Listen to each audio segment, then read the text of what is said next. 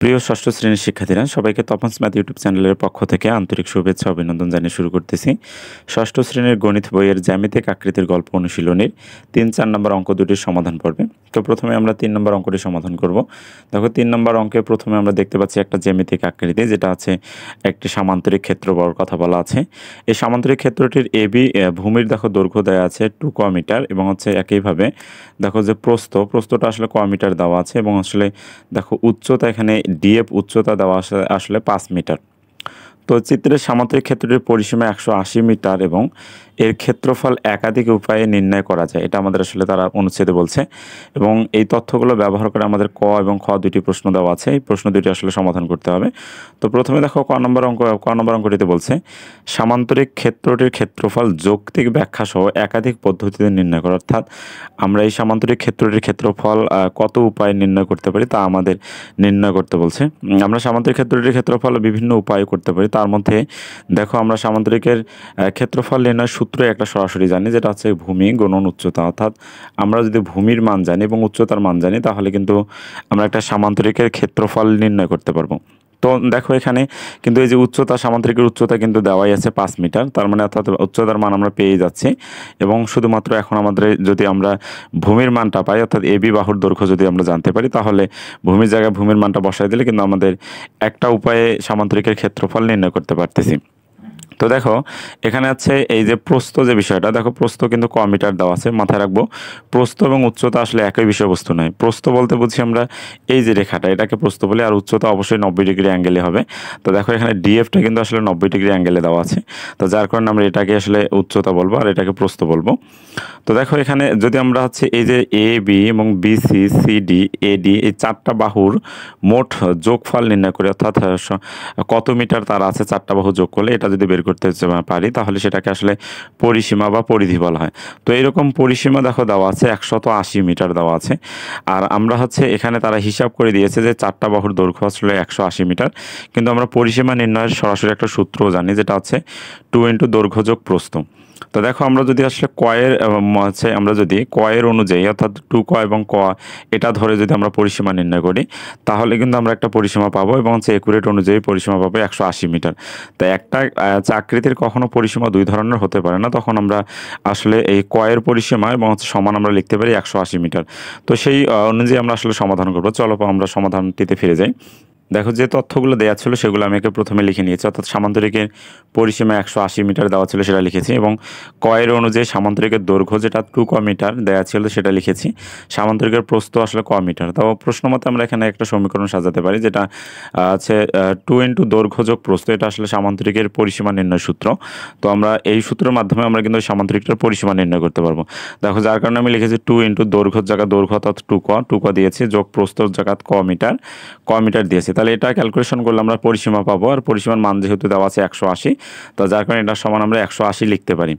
তারপর দেখো যে নিয়ম অনুযায়ী আমাদের বন্ধনীর ভেতরে কাজ করতে হয়, তাহলে 2টা ক আর 1টা ক যোগ করলে 3টা ক পাচ্ছি আমরা, সমান 180 থাকলো।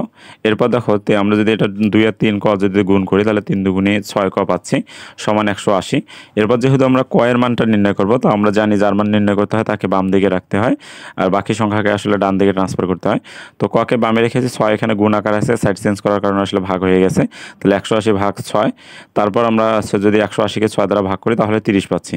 তাহলে ক বলতে আসলে কিন্তু প্রস্থ ছিল, অর্থাৎ আমরা যদি চিত্রটার দিকে আরেকবার তাকাই তাহলে দেখো এখানে ক বলতে কিন্তু আসলে প্রস্থ, অর্থাৎ প্রস্থের মান দেওয়া আছে এবং হচ্ছে প্রস্থ যেহেতু অর্থাৎ কয়ের মান যদি আমরা জানি তাহলে কিন্তু আমরা এখানে দৈর্ঘ্য বের করতে পারতেছি, অর্থাৎ ককে অর্থাৎ প্রস্থকে যদি আমরা 2 দ্বারা গুণ করি তাহলে কিন্তু দৈর্ঘ্য পেয়ে যাচ্ছি। তো যার কারণে আমরা এখানে সামান্তরিকটির যদি প্রস্থ 30 মিটার হয় তাহলে দৈর্ঘ্য আছে দেখো যে 2 × 30, অর্থাৎ আমরা বলতে পারি 60 মিটার। এরপর আসলে আমরা দেখো দৈর্ঘ্য এবং প্রস্থ উভয় পেয়েছি এবং সেই সাথে আমরা কিন্তু উচ্চতাও জানি, তাহলে আমরা লিখতে পারি অতএব এবিসিডি সামান্তরিক ক্ষেত্রটির ক্ষেত্রফল। তো সামান্তরিকের ক্ষেত্রফল নির্ণয়ের সূত্র যেটা বলছিলাম যে ভূমি গুণন উচ্চতা, আমি সূত্রটা লিখেছি এবং হচ্ছে দৈর্ঘ্যের জায়গা দৈর্ঘ্য এবং ভূমি একই বিষয়বস্তু, যার কারণে ভূমির জায়গায় আমি দৈর্ঘ্যের মানটা অর্থাৎ 60 মিটার লিখেছি। আর উচ্চতা কিন্তু ছিল 5 মিটার। এখানে কিন্তু আমাদের 30 লেখা যাবে না, কেননা 30 ছিল কিন্তু প্রস্থ এবং উচ্চতা একই বিষয়বস্তু নয়। আমি বারবার বলছি যে প্রস্থ এবং হচ্ছে উচ্চতা একই বিষয়বস্তু নয়, যার কারণে আমি আসলে সূত্র উচ্চতা বলছে, তার কারণে উচ্চতা 5 মিটার দেওয়া ছিল, আমি 5 মিটার এখানে লিখে দিয়েছি। তাহলে 5 আর যদি 60 আমরা গুণ করি তাহলে 300 পাচ্ছি আমরা, মিটার বর্গ মিটার হয়। তো সামান্তরিকের ক্ষেত্রফল আমরা সরাসরি সূত্র প্রয়োগের মাধ্যমে একটা উপায় বের করেছি, যেহেতু আমাদের একাধিক উপায় নির্ণয় করতে বলেছে, তাই আমরা হচ্ছে অন্য কোনো উপায় নির্ণয় করতে পারি কিনা সেটা দেখবো আমরা। এরপর দেখো, আমি দ্বিতীয় উপায়ে আরেকটাভাবে আসলে সামান্তরিকের ক্ষেত্রফল নির্ণয় করতে পারি। সেটা যদি আমরা একটু চিত্রটার দিকে তাকাই, দেখো যে ক্ষেত্রফল বলতে বুঝি আমরা ঠিক কোনো আকৃতির মাঝের যে অংশটা, অর্থাৎ এই মাঝের অংশটা, এটা বের করার নামই আসলে ক্ষেত্রফল। আমরা চাইলে আসলে সেটাকে একবারে সূত্রের মাধ্যমে বের করতে পারি, অথবা বিভিন্ন উপায়ে আছে, বিভিন্ন টুকরো টুকরো করে আমি যদি সবগুলো টুকরো যোগ করে ফেলি তাহলে সেক্ষেত্রেও কিন্তু ক্ষেত্রফল হতে পারে।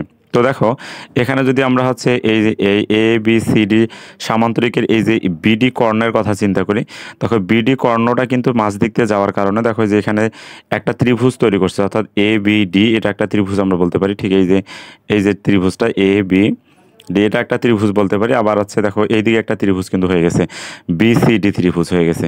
তো দেখো যে এবিডি ত্রিভুজের কিন্তু আমরা হচ্ছে ক্ষেত্রফল নির্ণয় করতে পারবো, এবং একইভাবে যদি আমরা এই ত্রিভুজটার ক্ষেত্রফল নির্ণয় করতে পারি, দুইটা ত্রিভুজের ক্ষেত্রফল নির্ণয় করলেও কিন্তু আমরা সম্পূর্ণ সামান্তরিকের ক্ষেত্রফলটা কিন্তু পেয়ে যাচ্ছি। তো এখান থেকে দেখো যে আমরা ত্রিভুজের ক্ষেত্রফল নির্ণয় করার সূত্র জানি হাফ গুণন ভূমি গুণন উচ্চতা। তাহলে দেখো যে উচ্চতা কিন্তু মান আমরা যদি এই ত্রিভুজের ক্ষেত্রফল নির্ণয় করতে চাই, এখানে উচ্চতার মান কিন্তু আমরা 5 মিটার, সেটা কিন্তু আমরা দেখতেই পাচ্ছি। এবং হচ্ছে দেখো ভূমি বলতে টুকর মান কিন্তু আমরা মানে প্রথম অংশটাতে 60 মিটার সেটা কিন্তু আমরা বের করেছি। তাহলে দেখো আমি উচ্চতা পেলাম এবং হচ্ছে যে ভূমির বিষয়টা সেটাও কিন্তু আমি জানলাম। তাহলে আমি এখান থেকে সূত্র প্রয়োগের মাধ্যমে এবিডি ত্রিভুজের কিন্তু ক্ষেত্রফল নির্ণয় করতে পারতেছি। তাহলে এখন প্রয়োজন আমার শুধুমাত্র এই বিসিডি ত্রিভুজের ক্ষেত্রফল নির্ণয় করা, এবং তারপর দুটো ত্রিভুজের ক্ষেত্রফলকে যদি আমরা যোগ করে দিই তাহলে কিন্তু সম্পূর্ণ সামান্তরিকের ক্ষেত্রফলটা এটা আমরা পেয়ে যাচ্ছি। তো দেখো যে আমরা কিন্তু আরও একটা কথা জানি, যেটা হচ্ছে সামান্তরিকের কর্ণ সামান্তরিককে দুইটি সমান ত্রিভুজে আসলে বিভক্ত করে। মানে এই সামান্তরিকের যে বিডি কর্ণটা আছে, আমরা যদি এটা আসলে পরিমাপ করে দেখি তাহলে এই যে এবিডি ত্রিভুজের ক্ষেত্রফল যতটুকু হবে বিসিডি ত্রিভুজের ক্ষেত্রফলও ততটুকু হবে। অর্থাৎ আমরা যদি এবিডি ত্রিভুজের ক্ষেত্রফল বের করতে পারি তাহলে এই বিসিডি ত্রিভুজের ক্ষেত্রফল আসলে ততটুকুই হবে। এই সামান্তরিকের কর্ণটা সামান্তরিককে দুইটি সমান ত্রিভুজে বিভক্ত করে, অর্থাৎ এটার ক্ষেত্রফল সমান আমরা এটার ক্ষেত্রফল বের করতে পারি। তো চলো আমরা প্রথমে আগে আমরা এবিডি ত্রিভুজের ক্ষেত্রফল নির্ণয় করি, তারপর হচ্ছে আমরা বিসিডি ত্রিভুজের ক্ষেত্রফলও অটোমেটিকভাবে বলতে পারবো। তো দেখো আমি এবিডি ত্রিভুজের ক্ষেত্রফল নির্ণয় করার ক্ষেত্রে আমি এখানে লিখেছি দ্বিতীয় উপায়। তাহলে এবিডি ত্রিভুজ ক্ষেত্রফল সূত্র আমরা জানি হাফ গুণন ভূমি গুণন উচ্চতা, এবং হচ্ছে ভূমি যেহেতু 60 মিটার পেয়েছি আমি 60 মিটার লিখে দিয়েছি, উচ্চতা 5 মিটার লিখে দিয়েছি। এবার আমরা যদি 2 দ্বারা যদি 60কে ভাগ করি তাহলে 30 পাচ্ছি, 30 আর 50 5 গুণ করলে আমরা 150 পাচ্ছি। এরপর আসলে যে কথাটা আমি বললাম যে সামান্তরিকের কর্ণ সামান্তরিকটিকে সমান দুইটি ত্রিভুজ ক্ষেত্রে বিভক্ত করে, তাহলে আমরা এখান থেকে বলতে পারি ত্রিভুজ এবিডি সমান হচ্ছে ত্রিভুজ বিসিডি, অর্থাৎ এবিডির ক্ষেত্রফল যতটুকু বিসিডির ক্ষেত্রফল ততটুকু। এবিডির ক্ষেত্রফল যেহেতু 150 পেয়েছি তাহলে আমরা বলতে পারি বিসিডির ক্ষেত্রফল 150। তাহলে দুইটা ত্রিভুজের ক্ষেত্রফল যদি আমরা যোগ করি তাহলে দেখো যে এবিসিডি সামান্তরিকের ক্ষেত্রফল আমরা পেয়ে যাচ্ছি। আমি সেই অনুযায়ী আসলে এখানে 150 সমান 300 বর্গমিটার পেয়েছি। দেখো আমি প্রথম যে উপায়টা সরাসরি সামান্তরিকের ক্ষেত্রফল নির্ণয়ের সূত্র, সেই সূত্রের মাধ্যমে আসলে এখানে আমি 300 বর্গমিটার পেয়েছি সামান্তরিকের ক্ষেত্রফল। একইভাবে ত্রিভুজ ক্ষেত্র আলাদাভাবে বের করার পর সেখানে আমরা ওই সামান্তরিকের ক্ষেত্রফল 300 বর্গমিটার পেয়েছি। তার মানে আমরা হচ্ছে একটা আকৃতির ক্ষেত্রফল যেভাবে নির্ণয় করি না কেন আমাদের যদি হিসাব ঠিক থাকে তাহলে কখনো মানের কোনো পরিবর্তন হবে না। তো এই ছিল আসলে ক নম্বর প্রশ্নটির সমাধান। এরপর আমরা ক নম্বর প্রশ্নটি কি জানতে চেয়েছে আমরা খ নম্বর প্রশ্নে ফিরে যাব। দেখো খ নম্বর প্রশ্নটিতে এখানে বলছেন যে দেখাও যে সামান্তরিক ক্ষেত্রটির ক্ষেত্রফল সমান ত্রিভুজ ক্ষেত্রে এবিডি এর দ্বিগুণ। অর্থাৎ এই যে সামান্তরিক ক্ষেত্রটি যে আছে এবিসিটি সামান্তরিক ক্ষেত্র, এই সামান্তরিক ক্ষেত্রটির ক্ষেত্রফল আমাকে এবিডি যে দ্বিগুণ এটা আমাদের আসলে নির্ণয় করতে হবে, যেটা কিন্তু আমরা ইতিমধ্যে আসলে বলেছি যে সামান্তরিকের কর্ণ হচ্ছে কি করে সামান্তরিকের দুইটি সমান ত্রিভুজে বিভক্ত করে। তার মানে অর্থাৎ এবিডি ত্রিভুজের ক্ষেত্রফলকে যদি আমরা 2 দ্বারা গুণ করি তাহলে সম্পূর্ণ যে সামান্তরিকের ক্ষেত্রফল সেটা কিন্তু আমরা পেয়ে যাব। তো যার কারণে আমরা প্রথম ক্ষেত্রে আমরা এবিডির ক্ষেত্রফল কয়ের অনুযায়ী নির্ণয় করব, তারপর হচ্ছে আমরা সেটাকে প্রমাণ করার চেষ্টা করব যে এবিডিকে যদি 2 দ্বারা গুণ করি তাহলে আমরা সম্পূর্ণ যে সামান্তরিক তার ক্ষেত্রফলটা নির্ণয় করতে পারবো। তো চলো আমরা সমাধান পর্বটা দেখি। দেখো খ নম্বর এখানে আমি লিখেছি এবিডি ত্রিভুজ ক্ষেত্রের ক্ষেত্রফল হাফ গুণন ভূমি গুণন উচ্চতা, এবং হচ্ছে ভূমি যেহেতু ক ছিল, ক এর অনুযায়ী আসলে আমরা এটা প্রমাণ করব, তাই আমি একুরেট মানটা এখানে বসাইনি। তাহলে 2 ক এবং হচ্ছে উচ্চতা ছিল 5 মিটার ছিল, এবং হচ্ছে এটা যদি আমরা 2 আর 2 ক যদি ভাগ করি তাহলে শুধুমাত্র এখানে ক থাকে, 5 আর ক গুণ করলে 5 ক বর্গ মিটার এটা পেয়ে যাচ্ছি। এবার দেখো সামান্তরিক ক্ষেত্রটির ক্ষেত্রফল যদি সরাসরি আমরা নির্ণয় করি, অর্থাৎ ভূমি গুণন উচ্চতা যেটা আমরা সূত্র জানি সেই সূত্র অনুযায়ী, তা ভূমি যেহেতু 2 ক ছিল 2 ক লিখেছি, এবং উচ্চতা 5 মিটার ছিল 5 মিটার লিখলাম। তাহলে আছে এরপর দেখো যে 2 আর ক কিন্তু আসলে গুণ আকারে আছে, তাহলে আমরা যদি 2 কে 2 এ লিখি এবং ক কে যদি একটু আছে ডান দিকে সরাই নিই, অর্থাৎ আমরা জানি গুণ্য গুণকের স্থান পরিবর্তন করলে কখনো গুণফলের মানের কোনো পরিবর্তন হয় না, তাই আমরা এখানে ক কে ডান দিকে ট্রান্সফার করলে কোনো সমস্যা নেই, অর্থাৎ 5 আর ক গুণ করলে 5 ক পাচ্ছে, আর 2 গুণ কিন্তু গুণ আকারেই থাকলো। তাহলে দেখো যে এবিডি ত্রিভুজ ক্ষেত্রের ক্ষেত্রফল কিন্তু 5 ক ছিল, সেটাকে আমরা যদি সামান্তরিকের ক্ষেত্রফল অনুযায়ী নির্ণয় করি, তাহলে দেখো যে ইতিমধ্যে কিন্তু দ্বিগুণ হয়ে গেছে, মানে অর্থাৎ এবিডি ত্রিভুজের ক্ষেত্রফলকে 2 দ্বারা গুণ করে আমরা সামান্তরিকের যে ক্ষেত্রফল সেটা কিন্তু আমরা পেয়েছি। তাহলে এখান থেকে বলতে পারি ত্রিভুজ ক্ষেত্র এবিডি এর দ্বিগুণ, এটা আমরা বলতে পারি। তাহলে এখানে আমরা লিখে দেব যে দেখানো হলো। তো এই ছিল আসলে খ নম্বর অঙ্কটির সমাধান। এরপর আমরা 4 নম্বর অঙ্কটি দেখব। তো দেখো 4 নম্বর অঙ্কটিতে এখানে একদম সহজ একটা অঙ্ক দেওয়া আছে, এটা আমরা ক্লাস 5 এ রিলেটেড একটা অঙ্ক করেছি।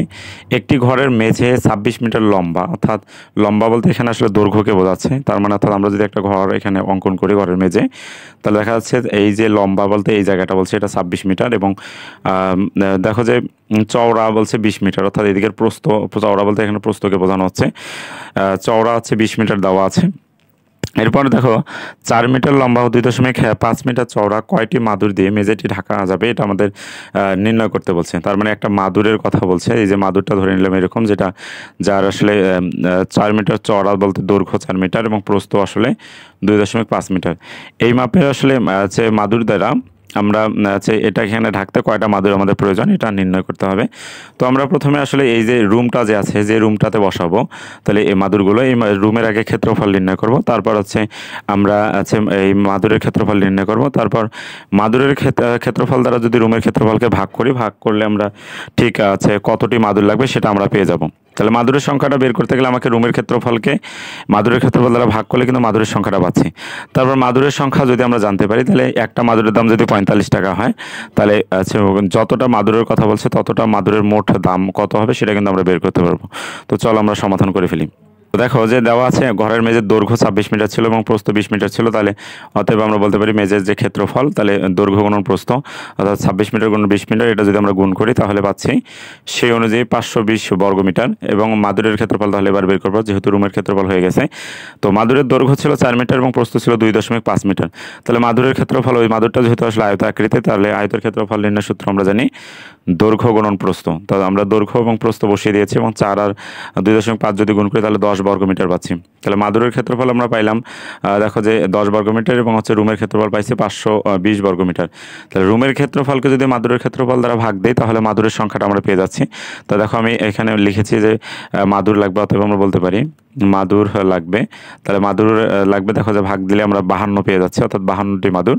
তাহলে এবার এই 52টি মাদুরের দাম আমাদের বের করতে হবে, অর্থাৎ 52টি মাদুরে কত টাকা খরচ পড়বে সেটা আমাদের বের করতে যেহেতু বলছে।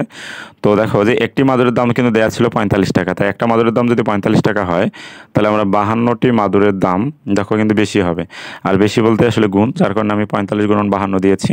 তাহলে এত টাকা, তাহলে 52 আর 45 গুণ করলে আমরা 2340 টাকা পাবো। অর্থাৎ আমরা যদি ওই রুমটাতে মাদুর বসাতে চাই তাহলে 2340 টাকার মাদুর আমাদের প্রয়োজন হবে। তো এই ছিল আসলে 3-4 নম্বর প্রশ্ন দুটির সমাধান।